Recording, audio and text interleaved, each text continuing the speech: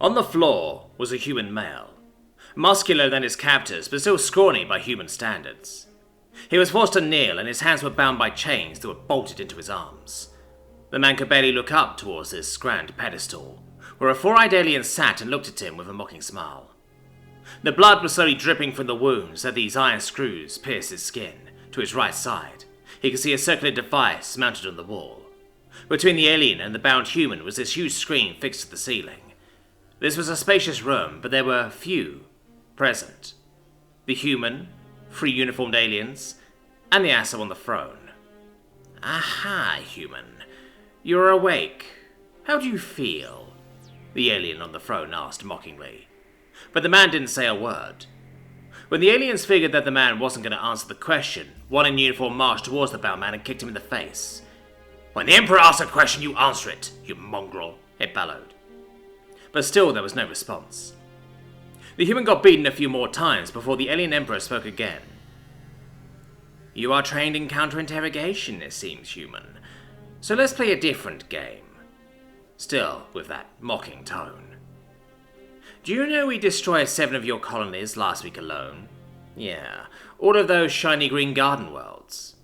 We killed over 4 billion of your kind on those worlds. We thought you would fight, but I guess you are just a bunch of weaklings who just play strong. I remember when the GQ announced that the Haskar lost to you, and you erased the Haskar Empire for good. Ugh, just lies. You couldn't even defend against our scouting parties." The human was still motionless. The guard kicked once again to see if the human was still alive. It twitched a bit and made some breathing sounds. The atmosphere was not completely human compatible. The pressure was low and a bit humid, so the guards had to keep watching their captives very closely. If the human dies before the Emperor's grand moment, it would be these nameless guards' last screw-up. "Still nothing? Seems like you are just a bunch of animals, as our anthropologists thought. Nothing when you are informed that billions of you were slaughtered in 1 week? Truly horrible," the Emperor spat. "But maybe that your homeworld was glass morbid yesterday will get anything," the Emperor said venomously. That got a response from the human. It looked directly at the Emperor. Those dark pupils were so focused on the little creature, on a big seat on top of a stage. "Aha, I knew it. Well, this will be a great setting for the main event, and look at the time. It's spot on." The alien Emperor stood and commanded using some sort of communication device. "Bring me the sacrifice. Today we will sacrifice the finest animal in the galaxy to the gods." The guard, who was waiting at the bottom of the pedestal, walked to the side and brought in a child. A little human girl in a frock with pigtails and everything. The kid was crying for some time by the look of it. The sound of unsheathing a blade came from the side of the throne. Now this Emperor was holding a knife and it shone in the dimly lit hall. At last, the human started mumbling something. "What is it mumbling?" the Emperor shouted from the throne. The guard next to the man leaned to listen.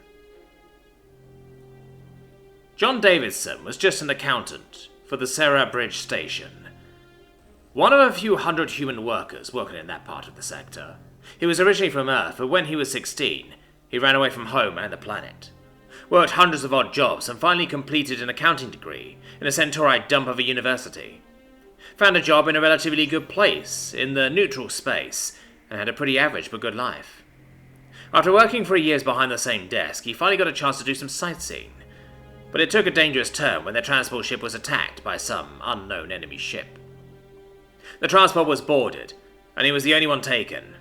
One power-armored punch to the left side of his head is the last thing John remembered before waking up to this hall. Bolts through the arms are painful, but it seems he was given some painkillers just to keep him awake by these sadists. John could bear his pain. He listened very closely to everything that moron on the throne had been spouting for the last few minutes. He was waiting for the right opportunity to present itself. He would crush that little bastard with his own hands when he got free of the chains. John kept repeating this mantra in his head. But now this farce had come too far. John could wait to forget the pain from the hands, to escape. But these bastards had brought a little girl into this. At last, he understood what they were trying to teach him when he was a kid. "Mother, please forgive your wayward son. Now I understand. Will you still embrace me when I come to you?" With that, the human pulled his right hand so hard, it ripped apart, crimson blood spewing everywhere, but his hand was free. That bloodied hand grabbed the nearby guard by his neck, crushing with unholy strength. Aliens and the little girl were looking at him, horrified, but the human took the fusion blade from the fallen guard's corpse, and in a blinding move cut off his left hand above where the chain was bolted, and he stood to his full height and started running. The human got 6 blaster shots, 2 to the torso, 3 to the legs, and 1 to the face, but it still ran at full speed. It reached the guard next to the kid, a slice and turn, done. Then the human, John, started walking towards the Emperor, who was looking at him petrified from horror. The human slowed down considerably at the last few steps. He slowly walked to the Emperor Vashnu Zan, the third of the Tembari aristocrat, and put his right leg on the alien's torso. The fusion blade slowly dragged through the alien's neck. The last thing the 6 trillion Tembari who were watching the Emperor's New Year celebration live on television saw was a mad laugh of a human with a severed head of their rightful leader.